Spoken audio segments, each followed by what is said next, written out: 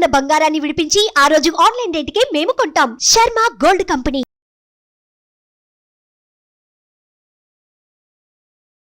Hi, welcome to our channel. ఈరోజు మనతో పాటు ఉన్నారు జ్యోతిష్య, ఆగమ, వాస్తు, పురాణ పండితులు బ్రహ్మశ్రీ క్రొత్తపల్లి సురేష్ శర్మ గారు. నమస్కారం గురువు గారు.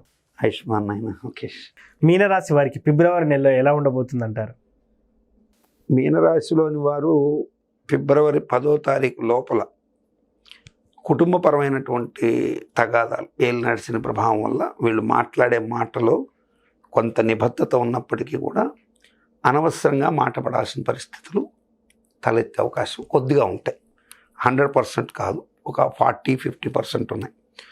సో కాబట్టి ఈ 40-50 వీళ్ళ కర్మజాలక గ్రహస్థితిలో శని నీచంలో ఉండడము, అర్ధాష్టమ శని అష్టమ స్థానంలో ఉండడము, ఇటువంటి కొన్ని మైనస్లు కనుక ఉంటే ఏమవుతాయంటే పెద్ద అయిపోతాయి.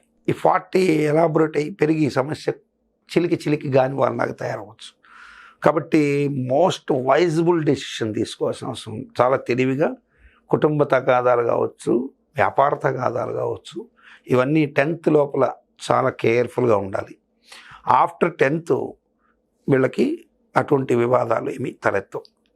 ఆర్థిక విషయాల్లో భారీ ఎత్తున మోసపోయే అవకాశం ఎక్కువగా ఉంటుంది 10th లోపల. అంటే మీకు ఇష్టం ఉన్నా లేకపోయినా కొన్ని ప్రలోభాలు పడి ధనం ఇవ్వాల్సిన పరిస్థితి ఏర్పడుతుంది. మీరు తప్పించుకోలేని పరిస్థితి ఎక్కువ కనపడుతుంది. ఎందుకంటే శని ధనాన్ని నీచం చూస్తున్నాడు, వాక్కును చూస్తున్నాడు. వాడు ఏం పెడతాడు? గన్ను ఇలా పెడతాడు. నేను నీకు ముఖ్యమా, డబ్బు ముఖ్యమా? డబ్బు ముఖ్యం అనుకోవాల్సిందే, కానీ డబ్బు ముఖ్యం అనుకుంటే స్నేహితుడు పోతాడు. నన్ను అంత మాత్రం నమ్మలేవా అంటాడు.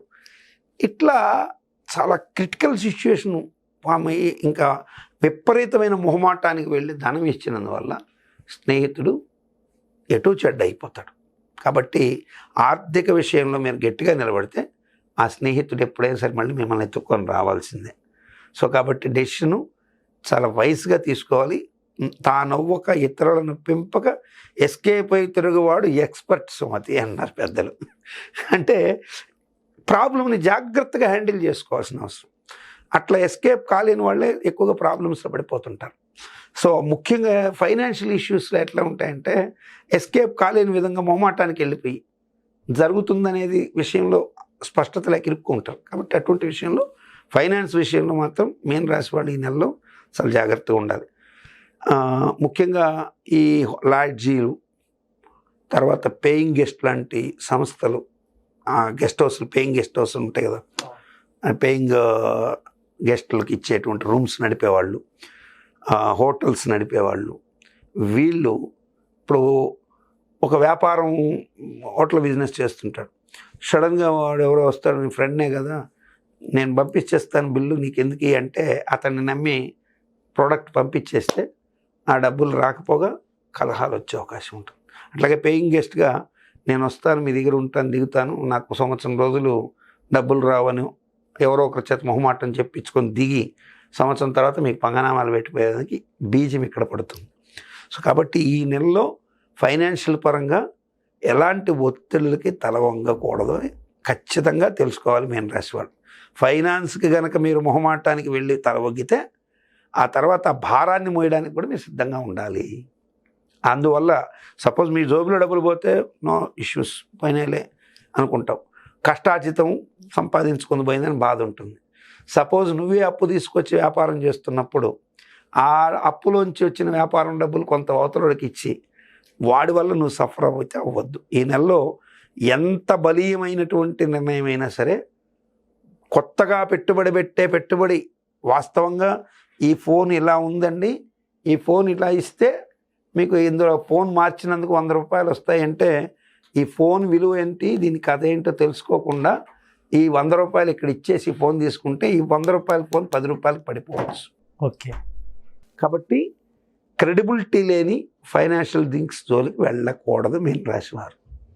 అట్లాగే కుటుంబ పరంగా కూడా వాక్కుని మితంగాను జాగ్రత్తగాను వాడితే 10th లోపల చాలా మంచిగా ఉంటుంది. సో ముందు ఆ కుటుంబపరమైనటువంటి అంశాల్లో కూడా మాటని పొల్లకుండా చూసుకోవాల్సిన, అంటే అన్నదమ్ముల మధ్య పంచాయతీలు జరుగుతుంటాయి, అవును. లేదు ఒక కుటుంబంలో పంచాయతీ జరుగుతున్నప్పుడు నువ్వు థర్డ్ పర్సన్ అయ్యి నీ అభిప్రాయం ఏదో చెప్తే వాళ్ళు వింటారని అడిగిన అడగకపోయినా చెప్పడం కానీ, లేదా నీ అభిప్రాయాన్ని నువ్వు నమ్మేశావు కాబట్టి కుటుంబ సభ్యుడివే ఇదే కరెక్ట్ అని ఇతరులతో వాదించడం కానీ చేయడం ద్వారా ఇబ్బంది పడే అవకాశాలు ఉంటాయి.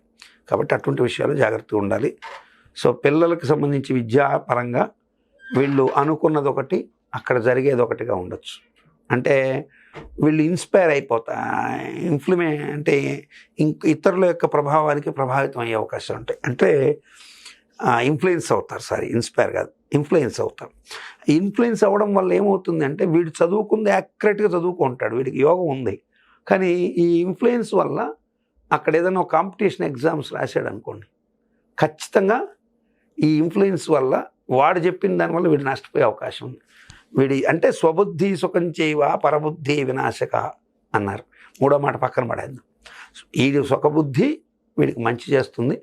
నీ మంచి నువ్వు చూసుకోవాల్సిన అవసరం అయితే మీన రాశి వాళ్ళకి ఈ నెలలో ఖచ్చితంగా ఉంది. ఎస్పెషల్లీ 10th లోపల డెసిషన్స్ అన్నీ కూడా చాలా జాగ్రత్తగా ఉండాలి.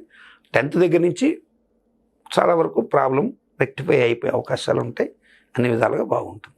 గురువు గారు, చాలామంది రాశి ఫలితాన్ని నమ్ముతారు, నమ్మరు. సో నేనైతే ఒక ఆస్ట్రాలజీ చేసే ఒక యాంకర్గా మాత్రం నేనైతే నమ్ముతాను. కొంతమంది ఏమంటున్నా అంటే నీది నాది ఒకటే జాతకం, కానీ నువ్వు నీచుడివి, నేనేమో రాజయోగినానా అని ఇట్లా అంటుంటారు.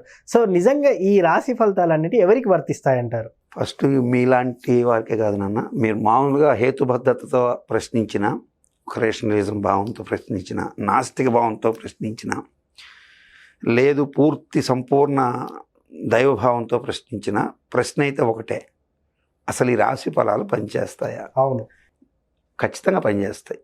అయితే ఇక్కడ చాలామందికి మరి నేను వృషభ రాశిలో ఉన్నాను, నా పేరు వెంకటేశ్వర్లు, నాతో పాటు పక్కనే వెంకటేశ్వర రెడ్డి గారు ఉన్నారు, ఆయనేమో బ్రహ్మాండంగా ఈ సంవత్సరం సంపాదించాడు, నేనేమో అడుగును పడిపోయాను అంటారు. మరొక ఆయన వెంకటేశ్వర చౌదరి గారు బ్రహ్మాండంగా సంపాదించారు, వెంకటేశ్వర శాస్త్రి గారు బాగా సంపాదించారు, నాకేమీ లేదు అంటారు. బిలో ప్రావర్టీలో ఉన్న అతను అసలు ఇది ఏవి పట్టించుకోకుండా కూడా కొంతమంది వెళ్ళిపోయేవాళ్ళు ఉంటారు. ఇక్కడ మనం రాశి ఫలాలు ఒకటే, మరి బాగా గుర్తుపెట్టుకోవాల్సింది ఏంటంటే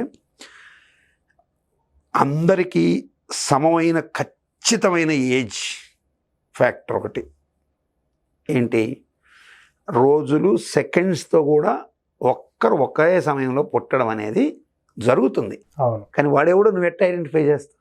చేయలేం. ఒక గంప నిండా ఒకే చెట్టు కాచిన పండ్లే, అవును, అన్నీ ఒకే సైజులో మామిడి పండ్లు ఉన్నా ఎక్కడో లిటిల్ బిట్ డిఫరెన్స్ ఉంటుంది. అవును. మీరు కావాలంటే మీరు దీంట్లో నక్షత్రగ్రహ తారకానాం అని ఆదిత్య హృదయంలో ఉంటుంది. నక్షత్రగ్రహ తారకానాం అంటే నక్షత్రాలు వేరు, గ్రహాలు వేరు, తారకలు వేరు. ఇప్పుడు మనకు ఆకాశం నిండా కనిపడేవి తారకలు, సో నక్షత్రాలు అనేవి సపరేట్. ఈ నక్షత్ర మండలాన్ని పట్టి ఆ రాశిలో ఎవరు పుట్టినా అశ్విని నక్షత్రంలో పుట్టిన వాళ్ళు ఉంటారు. ఇప్పుడు అశ్విని నక్షత్రంలో ఒక చిన్న నెలబిడ్డ పుడతాడు, అట్లాగే ముదుసలైనడు అక్కడే ఉంటాడు, ఒక కప్ప కూడా అక్కడే పుడుతుంది, ఒక జింక కూడా అక్కడే పుడుతుంది, ఒక గొర్రె కూడా అక్కడే పుడుతుంది. సో ఇవన్నీ పుడతాయి, పుట్టడం అయితే నక్షత్రాలు అందరూ పుడతారు. కానీ దీంట్లో శాస్త్రము వర్జించింది చాలా ఉన్నాయి, ఇవి చాలామందికి తెలియదు.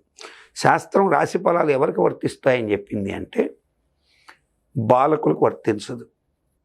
60 సంవత్సరాలు ఏదైతే మనకున్నాయో అవి దాటిన వాడి మీద జ్యోతిష ప్రభావం పోతుంది. బధిర అంటే గ్రుడ్డివారు, వీరి మీద జాతక ప్రభావాలు తక్కువగా ఉంటాయి, ఉండవని కాదు తక్కువగా ఉంటాయి. పొంగుణ గుంటివారు, వీరి మీద తక్కువగా ఉంటాయి. అట్లాగే మతిభ్రంశత్వం, పిచ్చివాడి మీద జ్యోతిష్యం పనిచేయదు. మరి మనకు మంచి కోసమే శాస్త్రం ఉందనేది. కాబట్టి రాశి ఫలాలు మీరు దాంట్లో చూసి భయపడిపోవద్దండి, తెలుసుకోండి. సజెషన్స్ ఉంటే దాన్ని ఫాలో కండి. ఒకవేళ మంచిగా ఉంటే హ్యాపీగా ఉండండి, చెడు ఉంటే భయపడద్దు, హ్యాపీగా ఉండండి. అది రాశి ఫలాలు. మీనరాశి వారికి ఫిబ్రవరి నెలలో ఎలా ఉండబోతుందని చాలా చక్కగా చెప్పారు గురుగారు. Thank you so much. Ayushman.